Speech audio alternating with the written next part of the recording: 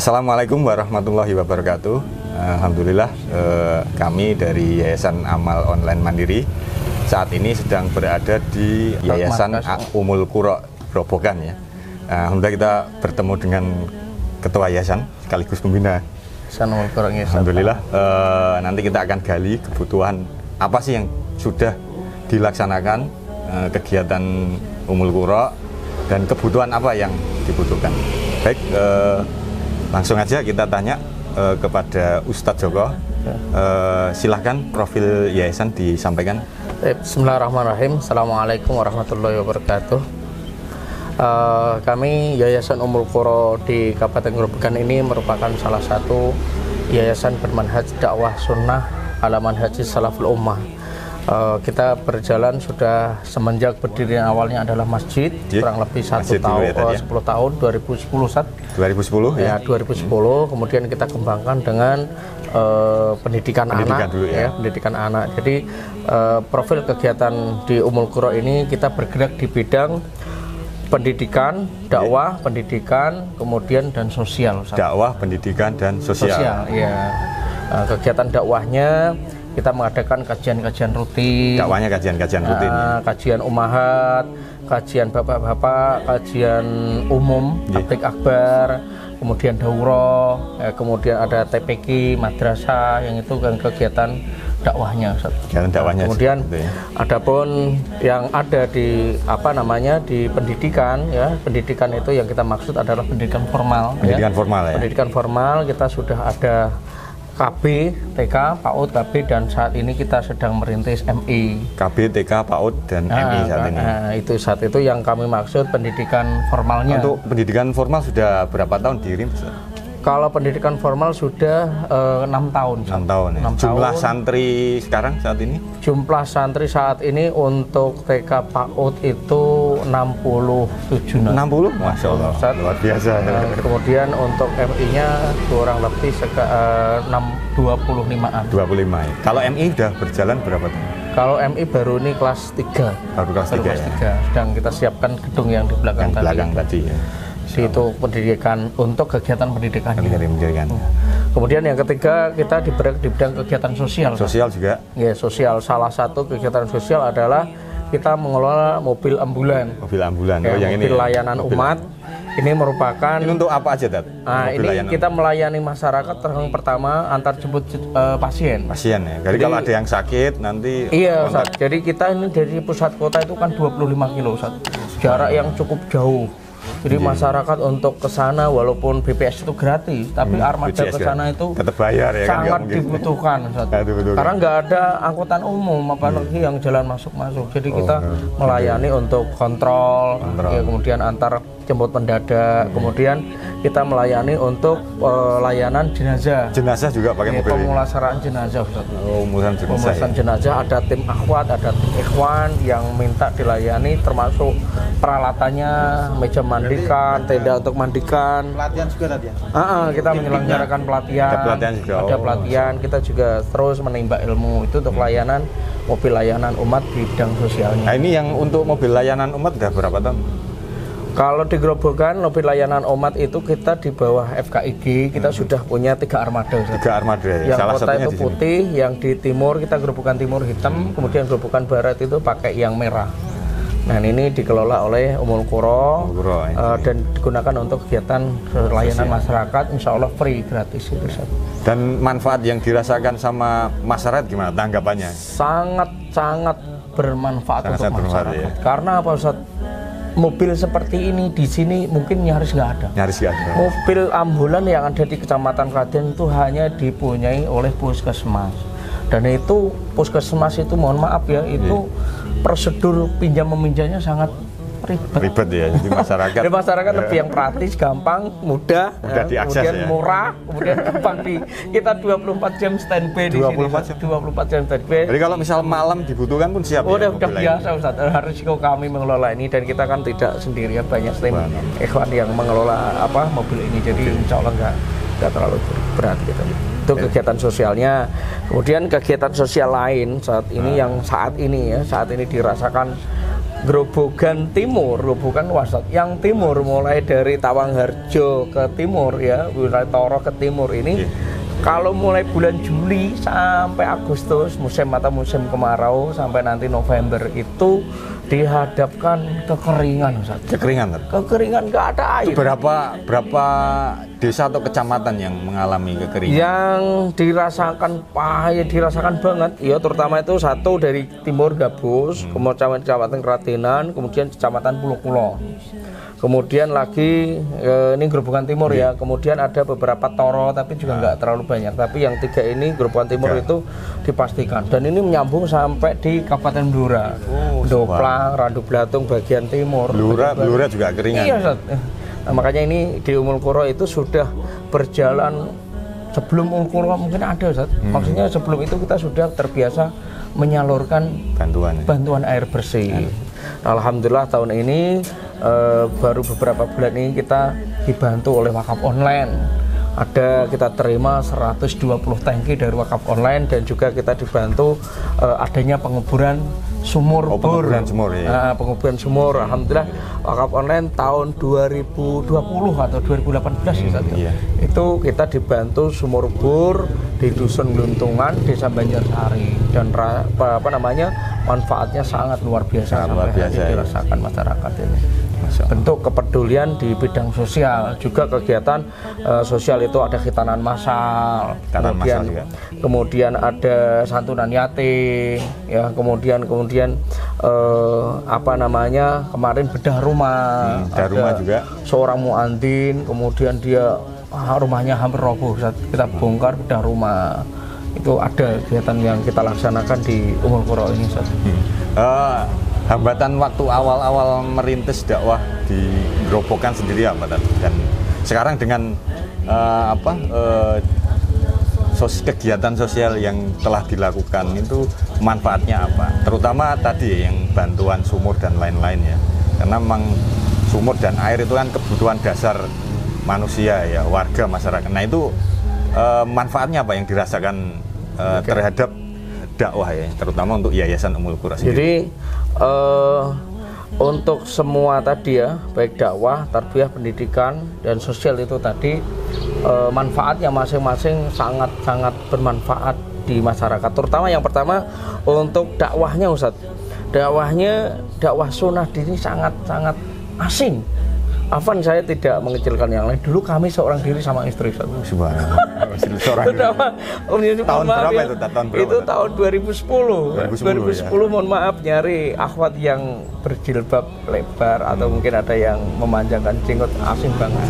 Masih bisa dengan jari tadi.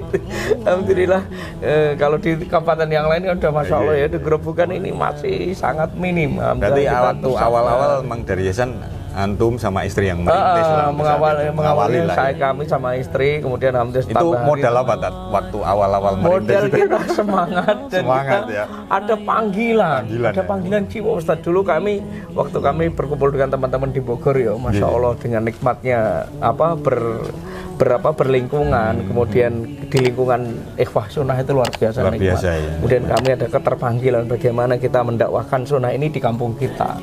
Itu satu, itu untuk kegiatan dakwah sosial. Tentunya kalau masalah hambatannya jemaahnya itu udah melekat, Ustaz. Gimana itu? Bisa diceritakan susahnya waktu masuk awal-awal itu gimana, biar kita tahu ya bahwa dakwah itu nggak semulus yang kita kira gitu, Ustaz. Sini ada tempat kesirikan-sirikan yang bisa kita lihat secara kasat mata nggak, Tat? Bisa ditunjukkan? Jadi di sini ada punden namanya Mbah Grenteng, Ustaz. Yaitu sebuah tempat sumur blekutuan yang diagungkan, yang dipuja-puja oleh masyarakat. Masyarakat menganggap bahwa Mbah Grenteng itu yang menguasai, yang gulawentah, yang melindungi Dusun Banjarlor dan sekitarnya ini. Jadi masyarakat itu kalau pengen ada hajat harus minta izin dulu sama Mbah Grenteng. Gitu ya? Kalau nggak begitu nanti kena sial ya. Kesirikan luar biasa. Ini bisa kita ditunjukkan? Saya tunjukkan di belakang sana. Jadi dulu awalnya itu di sini itu meleduk, seperti meleduk Kuwu. Ini namanya meleduk Banjarlor. Kayak itu apa namanya, lapindo kecil lah itu. Kalau lapindo begitu, ini yang dikeramatkan, disanjung-sanjung, dipuja-puja sama masyarakat sini. Karena ini dianggap ada Aji Joko Linglung itu yang di sini ini tadi. Di sini. Luasnya Sat. Beduk luas. Kemudian kurang lebih 3 meter persegi kan. 3 meter blok-blok gitu, blok-blok gini. Kayak gunung gitu ya. Kemudian itu saya cangkul. Tak cangkuli. Kemudian tak isi batu. 1 truk lebih. Nah, karena ini habis kita kan bangun ini tanah kita beli, saya bangun kamar mandi dulu waktu itu. Nah, beli 1 truk itu nguruk ini, kemudian turahan sisane material itu masukkan sekalian, hilang habis. Nah, begitu masih masih keluar lumpurnya, akhirnya kita pondasi, kemudian kita dak. Nah, daknya kemudian kita dicor 20 cm, kemudian kita alirkan ke sini. Ya, jadi dia masih bisa mengeluarkan lumpurnya. Ini kan ke dalam saat ini. Agak kelihatan ya, secara kasar nggak dianggap ada kalau kayak gini. Jadi dia masih keluar, tapi ada jalan saat. Ya harusnya nanti saya kalau pas musim hujan ini tak keruk. Ya, sembah lagi karena udah nggak disembah, karena udah ditutup dan dikuasai Mulkuro. Sini berarti kayak nyembah god. Jadi ini maksudnya kan bagi masyarakat kejadian aneh. Kok ada sebuah tanah di tempat yang lain nggak ada, mengeluarkan lumpur, mengeluarkan blekitian itu kalau nggak ada makhluk halus yang tinggal di situ, nggak mustahil gitu versi mereka. Kalau versi kita mah ini kejadian alam. Kalau Allah berkuasa tidak ada yang mustahil kan begitu, Sat. Jangankan kok kita, Gunung Merapi itu mengeluarkan lumpur, mengeluarkan pasir, mengeluarkan batu yang gede. Sangat bisa apalagi di sini gitu.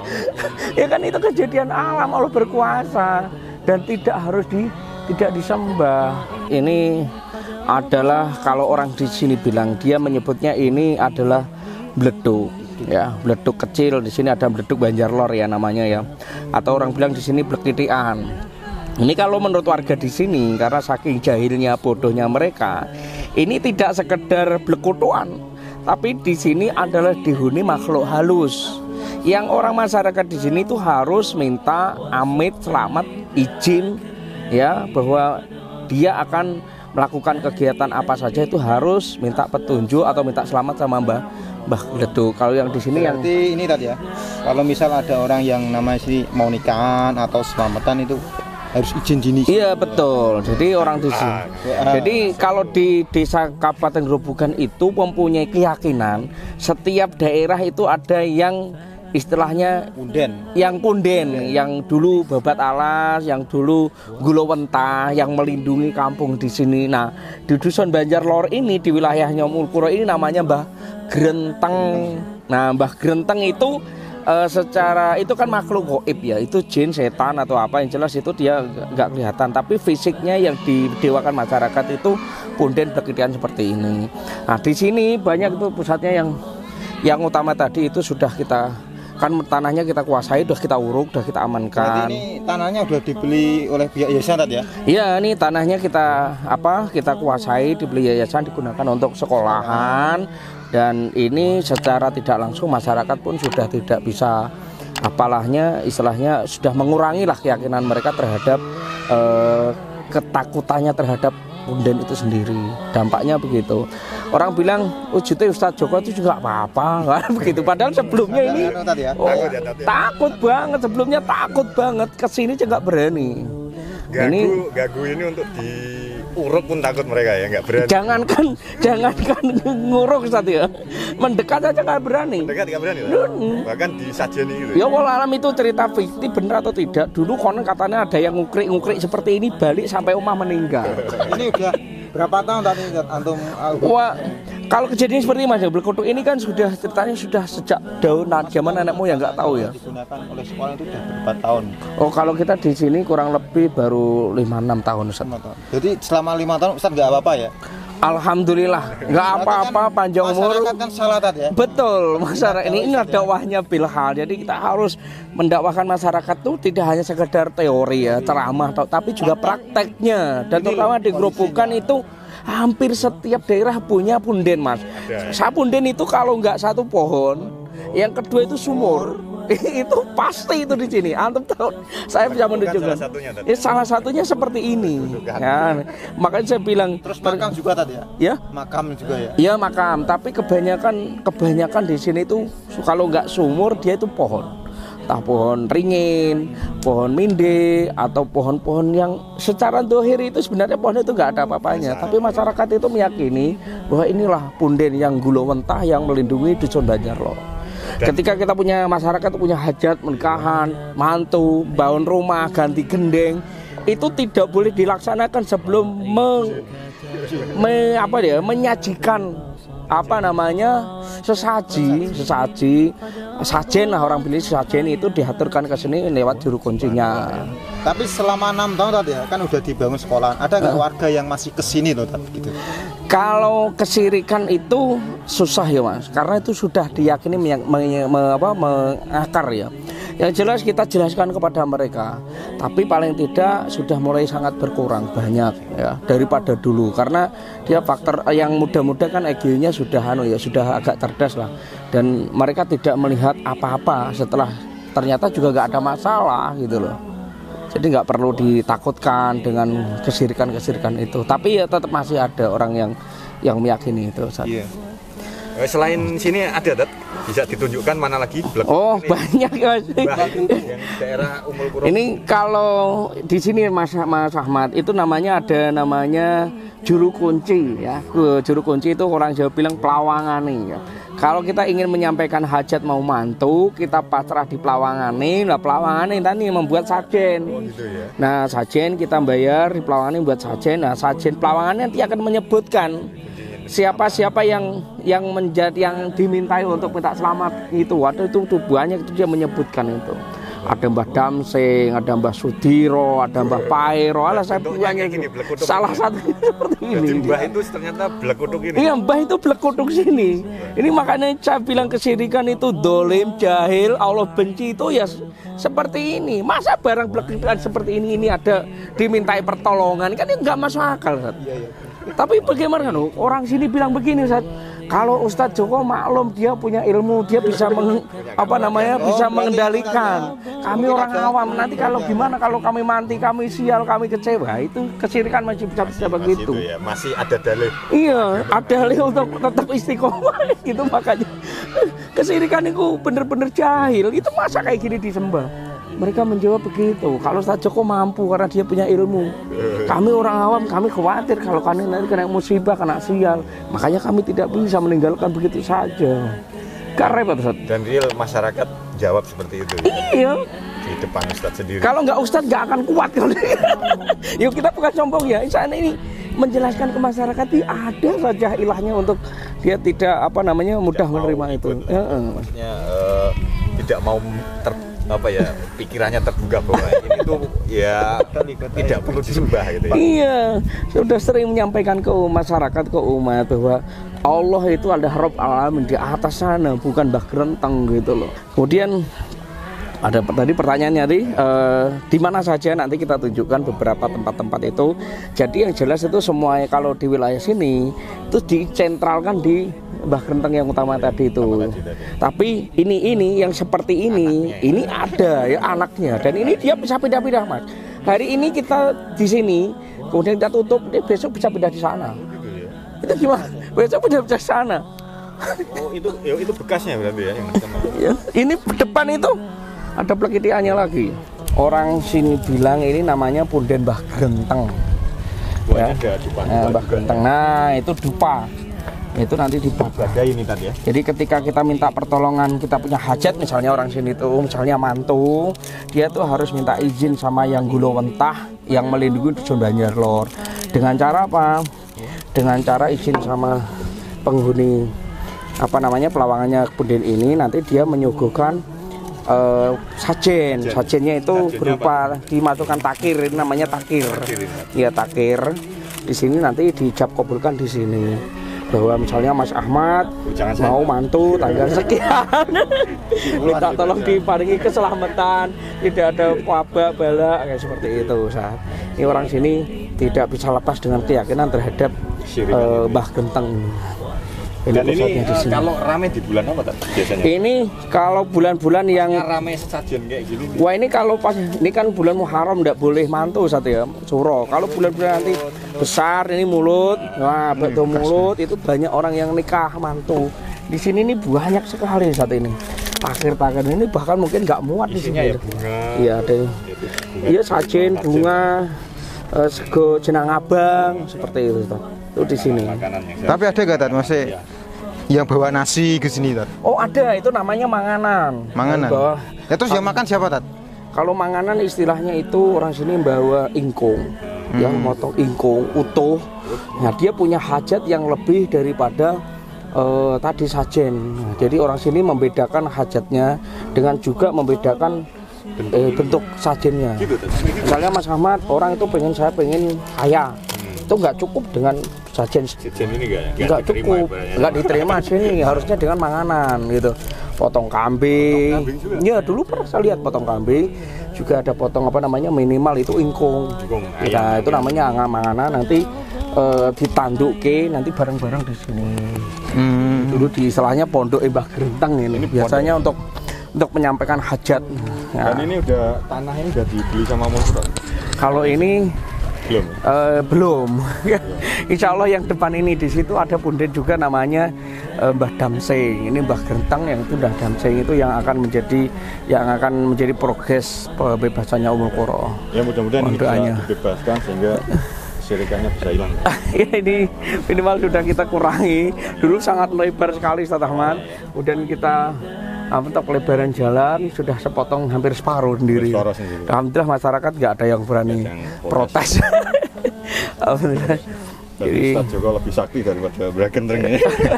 Ini makanya pentingnya kita belajar tauhid, pentingnya dakwah sunnah, pentingnya dakwah tauhid itu seperti ini. Kita bisa membedakan mana yang syirik, mana yang tauhid. Karena benar-benar tauhid kesyirikan itu sangat dolim. Doluman tenan, doluman jahula tenan. Sampai ketakutannya mereka terhadap punden ini Saudara. Dia tidak berani manggon menguasai bertempat tinggal di sekitar komplek ini, termasuk ini. Karena dia akan takut sial. Takut sial. Oh, ya, takut sial. Salah satunya dulu saya manggon di situ nggak boleh. Kenapa nggak boleh? Karena itu nyiliti pembelah kami Mbah Gerenteng. Nggak boleh. Kemudian di sini, ini apa lagi nih? Ini sentralnya, ini sudah dikapling-kapling, nggak ada yang berani. Karena ini salah satu kerajaannya Mbah Gerenteng yang di situ parah lagi, nggak ada yang berani. Sampai kita menguasai berapa itu? Hampir 4.000 meter. Hampir 4.000 meter itu dijual dimanapun nggak ada yang mau. Nggak ada yang mau. Karena apa? Takut. Ini saking jahilnya, bahayanya kesyirikan, menempati tempat-tempat yang dianggap apa? Gatal, keramat, itu nggak berani karena membawa sial. Alhamdulillah ini malah menjadi peluang bagi Mulkuro. Satu untuk dakwah, yang kedua untuk menguasai lahan. Kita kadang butuh fasilitas. Ya termasuk ini yang kemarin yang terbaru. Ini versi Mbah Gerenteng, versi orang sini nggak berani. Nggak berani. Depan sini Pak. Nyiliti banget. Jalan ya. Jalan ini. Ini kan nyiliti banget. Pentingnya tauhid. Jadi kalau kita tauhidnya bener, hal-hal seperti itu tidak ada di hati kita, bahwa semuanya bumi adalah milik Allah. Kalau ini mereka takut, padahal ini murah, tertarik, tapi nggak berani, kan sangat fatal sekali. Di tempat yang lain juga sama, gitu Sob. Jadi kami mengawali di sini. Ini satu dusun namanya Banjarlor. Banjarlor ya. Dusun markas, di sini. Markas yayasan ini Banjarlor. Iya, dusun Banjarlor di Banjarsa. Di dusun ini Ustaz, ini terkenal dulu ya sebelum ada kita ya. Itu nggak ada orang sholat. Nggak ada orang sholat. Yang abangan, kedua, orang Jawa abangan. Kemudian hampir 99% orang sini itu peminum minuman keras. Karena hobinya masyarakat sini itu mabuk. Maksiat pokoknya jangan di inilah dikata. Orang saya itu nggak boleh tinggal di sini karena ini udah gone maksiat, gone kemaksiatan, kemudian kesyirikannya tadi luar biasa. Yang belakang tadi yang antum tunjukkan tadi ya. Ada punden namanya Mbah Gerenteng itu dipuja-puja 3 desa di sini. 3 desa. Dikil, Banjar Kerajaan, Kowu, Kembangan itu semuanya pundennya di sini. Jadi awalnya di sini kita membuat masjid itu nyaris nggak ada orang yang mau mendekat. Karena masyarakat itu jahil semua. Cuma karena kita dengan uslub muamalah yang baik, urut ya, sesuai dengan prosedur lewat pemerintahan. Kemudian proyek masjid ini ada bantuan dari Muhsinin, dari Kuwait. Jadi kita sama sekali tidak membebani masyarakat. Jadi masyarakat nggak terbebani. Kemudian masjid ujuk-ujuk jadi. Jadi mau menghalangi juga nggak bisa, namanya ditanggung sendiri. Kemudian kita ajak masyarakat 1 hari, 2 hari, 3 hari terus. Alhamdulillah dengan muamalah yang baik, sosial yang baik tadi, masyarakat walaupun awalnya dengan terpaksa melihat masjid ini, tapi alhamdulillah ya sekarang sudah banyak perubahan. Salah satu contohnya Ustaz, di sini itu korban sebelum ada masjid itu nggak kenal. Oh gitu ya. Korban itu nggak kenal. Korban maksudnya korban Idul Adha. Di sini nggak ada sholat Jumat Ustaz ya. Saya sampaikan di sini nggak ada sholat Jumat. Sholat Jumat nggak ada. Nggak ada sholat jamaah, nggak ada sholat Idul Fitri, nggak ada korban otomatis. Jadi orang sini puasa juga kemungkinan nggak ada. Muslim juga. Jani, tapi Muslimnya kan abangan loh. Abangan. Mengabangan itu yo. Hanya sekedar diucapkan. Iya, ya. hanya sekedar Islam KTP toh. Kalau mau Jumatan yang mau nanti di desa sebelah. Karena di sini nggak ada. Makanya kami terpanggil itu 3 desa itu ya, desa maksudnya yang abangan itu 3 desa itu ya, 3 desa itu. Makanya kita terpanggil untuk mendirikan masjid. Kalau dulu. Jumlah warganya 3 desa itu berapa kira-kira? 3 desa ini kurang lebih ada 3.000. 3.000. Tapi yang desa sebelah kan sudah mulayan, udah ada masjid ya. Kalau yang dusun Banjarlor nggak ada masjid. Di Dusun Banjarlor sendiri berapa? Oh, di Banjarlor ini ada 250 kakak. 250. Ya berarti kira-kira kalau misal 1.000 lah ya. 1.000 masyarakat itu di sini. Kalau ada masjid dan mereka abangan. Iya, abangan. Jahil. Jadi semenjak ada di sini alhamdulillah, yang dulunya pemabuk, peminum, nayub itu nayub tahu kan itu tradisi nayub itu Jawa yang sudah nggak ada. Nggak ada ya sedikit mau orang Jawa bilang itu iwuh pekiwuh lah. Pekiwuh nggak enak lah ya kalau udah ada kebaikan ada masjid. Nayub di sini terus bermaksiat di sini. Ya, kita bina satu pelan-pelan terus kita ajak, kita dakwah, kita ceramahkan, kita ajak kegiatan-kegiatan. Tantangan terberatnya apa tadi? Dimusuhi warga atau antipati atau gimana? Atau karena tantangan bagi kami yang pertama itu ikhlas. Ikhlas ya. Ikhlas itu yang berat. Tapi alhamdulillah gini, maksudnya kalau masyarakat itu, mohon maaf orang Jawa itu prinsipnya, kalau saya di pangku itu mati. Oh gitu ya. Itu gimana? Maksudnya prinsip itu artinya gimana? Masyarakat itu orang Jawa itu diwongke, disapa, dirangkul, diajak ngomong, diajak bicara, kemudian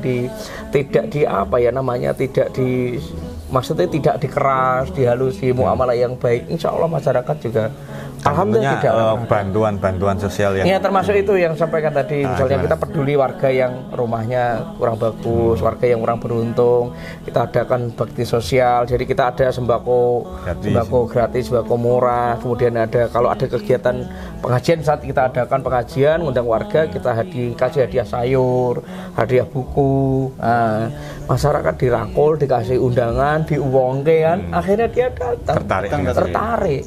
Nggak dengan istilahnya panas itu, artinya berantem goto-gotoan, enggak. Wong kita ini kan harus ikut kita enggak gitu ya. Itu tadi pangku orang Jawa itu kalau di pangku insya Allah ya.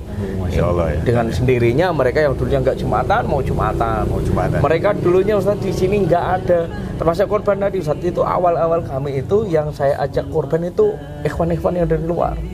Ustaz kita mohon gabungan korban di sini.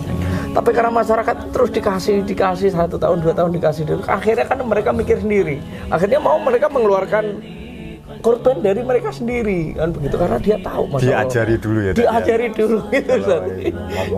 Itu yang saya maksud tadi, merangkul, diwongke kan, kemudian dipangku. Kalau udah dipangku, dia akhirnya mati. Akhirnya dia dengan mudahnya, walaupun tidak semua syariat yang mereka bisa menerima, paling tidak ditentang dan syukur banget. Ya antipati lah ya. Iya, tidak antipati, tidak a priori. Semuanya juga masih berkumpul dari Jumatan, sholat Idul Adha, kegiatan agama pun jadi satu di Ummul Qura sini. Masya Allah. Berarti manfaatnya luar biasa. Terutama masalah air. Air gimana? Ini cerita masalah air gimana? Air khususnya di Banjarlor ya, khususnya di Banjarsari ini sebelum ada PAM. Sebelum ada PAM masuk itu kita sangat respon peduli untuk mencukupi air masyarakat ya. Melalui Muhsinin, kita merangkul Muhsinin, kita punya program tebar air bersih. Tebar air bersih ya. Dan alhamdulillah saat ini Ummul Qura sudah dilewati PAM. Jadi kalau untuk wilayah Banjarsari, Ummul Qura ini sudah aman untuk kebutuhan air bersihnya ya. Tapi untuk desa-desa sebelah yang tidak dilewati PAM, jadi program itu masih berjalan, masih eksis. Sudah kurang lebih ada 6 tahunan semenjak ada Ummul Qura di sini. Itu programnya apa, Tat? Yang tadi yang air bersih itu, pembuatan sumur atau nyaluran air bersih. Jadi gini, di Grobogan Timur ini tanahnya itu tanah lempung, tanah liat. Jadi kapur ya, Tat, ya? Tanahnya itu ketika air hujan itu tidak mampu, air hujan turun itu tanahnya meresap hilang. Jadi tidak mampu tergenang di bawahnya. Jadi tidak semua tanah itu kalau disubur, dibuat sumur itu mengeluarkan air. Tidak semua, harus mencari titik-titik yang benar-benar pas. Ini yang menyebabkan bukan orang sini kok tidak punya sumur, semuanya punya. Kalau sumur gali punya, tapi hanya untuk tandon sementara. Ya. Tapi kalau nanti musim penghujan aja. Penghujan aja. Kalau nanti musim kemarau seperti ini, air tuh hilang. Nggak ada sama sekali. Nggak ada sama sekali. Ini masalah. Untuk PDAM sendiri ada air nggak kalau misal pas PDAM ini kan diambil dari kurang lebih 30 kilo dari pusat. Itu yang dilewati itu yang jalur kota, jalur utama dulu, jalur utama toh. Kalau mau masuk ya tidak tadi udah nggak ada tadi ya. Nggak ada. Ya, alhamdulillah ada bantuan sumur sehingga masyarakat juga terbantu ya. Jadi kalau daerah-daerah yang tidak ada air biasanya ini kan istilahnya saya jelaskan, jadi tandon yang di kampung di rumahnya, tandon yang air hujan tadi kalau habis maka suka nggak nyumbur saat opsinya ada 2. Gimana? Yang pertama dia harus beli yang tangkinan. Yang kedua dia harus ngangsu itu mencari air di daerah sumber, bisa pakai jerigen, bisa pakai apa. Kalau yang mampu punya duit bisa belilah, oke lah ya. Kalau yang nggak mampu ini yang jadi kendala. Ya, yang jadi masalah itu ketika kemaraunya panjang. Uang itu habis buat beli air gitu.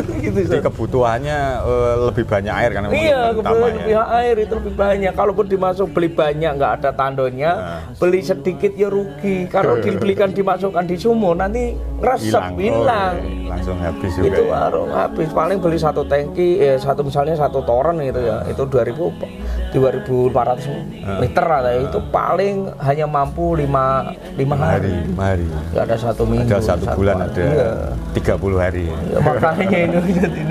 Makanya ini alhamdulillah Ummul Qura walaupun ini sudah berusaha ya. Jadi kita gilir ini kampung A, B, C, D kita sudah tahu titik-titik kerawanan yang kekeringan itu, kita gilir hari ini kirim di sini gantian terus gitu mengalir. Nanti muter gini.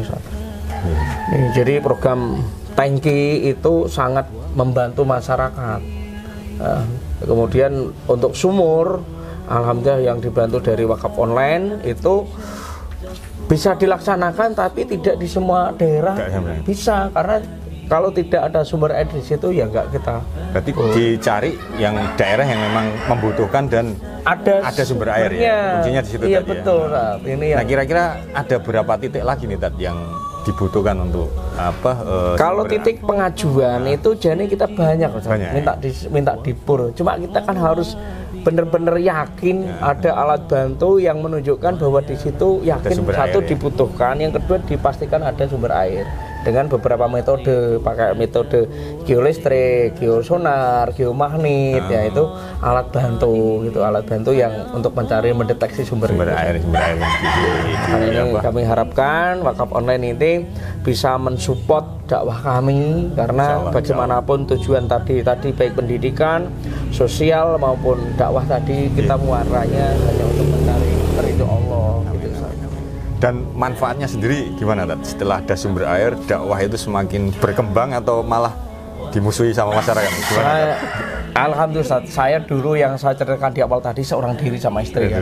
Dengan muamalah yang baik, masyarakat itu dulu kita menuduh kita kan teroris. Sampai segitunya? Oh itu udah pasti. Karena jenggoten sama cingkrang. Jenggoten udah, kalau di Indonesia itu kan udah, kalau udah jenggoten bercadar jilbab besar itu teroris, wahabi kan begitu. Justru kita dengan dakwah sosial maupun pendidikan tadi, masyarakat sudah ternyata Mas Joko itu bukan teroris.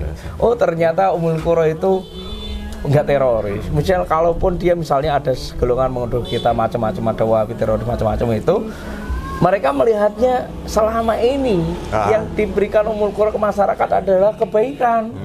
Sekolah baik, bakti sosial baik, semuanya pendidikan baik, tidak pernah mengganggu masyarakat, tidak pernah membebani masyarakat, kemudian adanya adalah kebaikan-kebaikan dan yang diberikan ke masyarakat. Sehingga masyarakat itu mencari celah untuk apa ya, menyerang, menjatuhkan, menyerang Ummul Qura itu nggak ada. Ya, Masya Allah.